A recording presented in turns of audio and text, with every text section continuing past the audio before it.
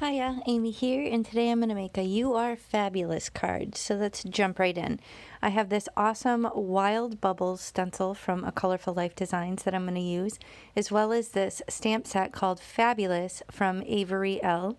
I'm going to combine these products as well as this awesome background stamp to create a really fun and bright, colorful card today. So here's a photo to show you the direction that we're headed, but this is single layer done with stenciling and stamping, and it really came together quite quickly. So inside my mat, or inside my Misty, I have one of those waffle flower sticky mats, which is really great to hold this card base right in place as I do my stenciling. So normally I do it on my magnetic craft mat, which I still do all the time, but in some instances like this, it's just easier to kind of pop it into the Misty, since I know I'm going to be using the Misty anyway for some stamping after the fact. So what this grip mat does is really kind of hold down the edges of the stencil, and then I can just kind of work within that area within the Misty and do my ink blending before I follow up with my stamping. So I'm going to start with a few different colors from Catherine Pooler. I have the mini ink pads, and I have some of the small blending brushes from Altenew that I'm going to use to lay down these various different colors on the card base. So the card base is US A2 size, 4 1/4 inches by 5 1/2. And it is 120-pound accent opaque.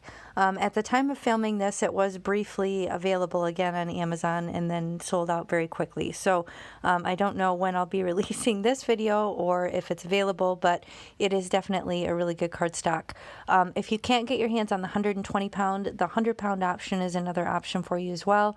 Obviously, it's not quite as heavy duty, but it should still work for a card base if you're willing to give that a try. But I'll link whatever products are available in the video description box below. If you expand and scroll down, you'll find those details. And basically, I'm just working through these 3 colors here. Thankfully, I have them kind of separated, so I don't have to worry about color theory or anything like that.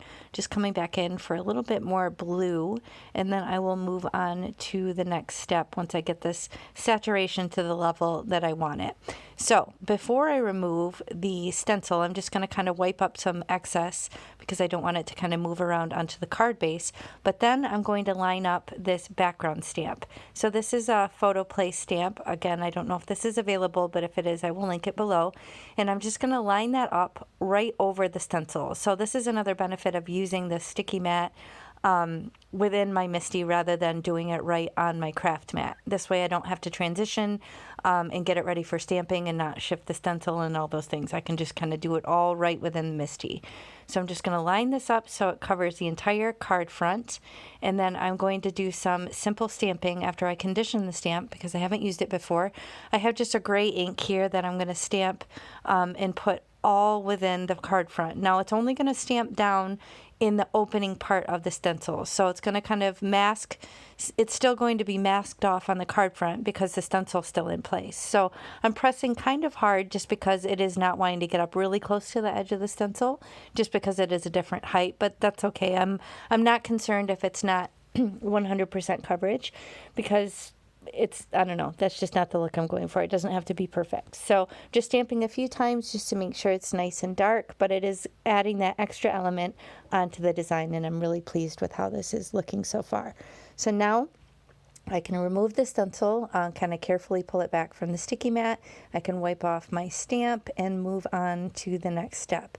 So I'm just going to carefully pull back my card base. I don't want to warp the cardstock.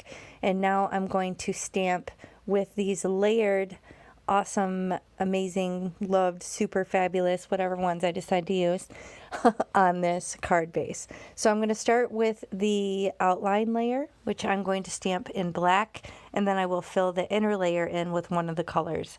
And I haven't decided at this point which one I'm going to use from the 3 that I used for the ink blending. So I'm just going to get the sub-sentiment that says "You Are," and try and get those in place without them sticking all over my fingers. You know how sticky these stamps are, especially when you haven't used them before. But basically, I'm just going to pick up the Fabulous and hold it down with a magnet just in case it wants to shift on me, and then I'll get these other 2 in place. And I'm going to stamp all of this with a black rich pigment ink, VersaFine Clair Nocturne, and then I'll come back in, like I said, with the colors. So this is a little bit fiddly just because I want to get them in the correct spot here.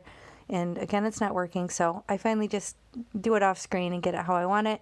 But I did all this work already, and I want to make sure that I am not going to be unhappy with the stamping. So I'm stamping on just a piece of acetate there just to see if how it's lined up looks good, and I'm okay with it. So I'll just wipe off that acetate and then go ahead and remove that and stamp directly on this card base. I'm using my press tool from my friend Pat.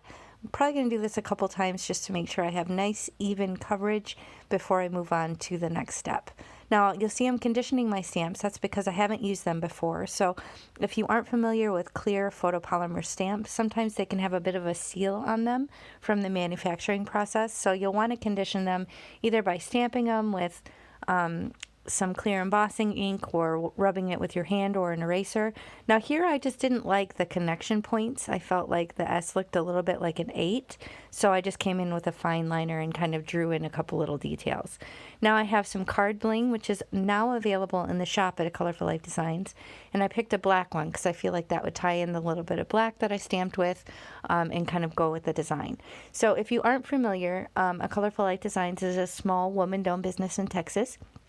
She manufactures all of these stencils herself, and she has recently brought these really cool sequins into the shop as well. So you can buy this card bling in the shop, and you can use my coupon, AmyFan10.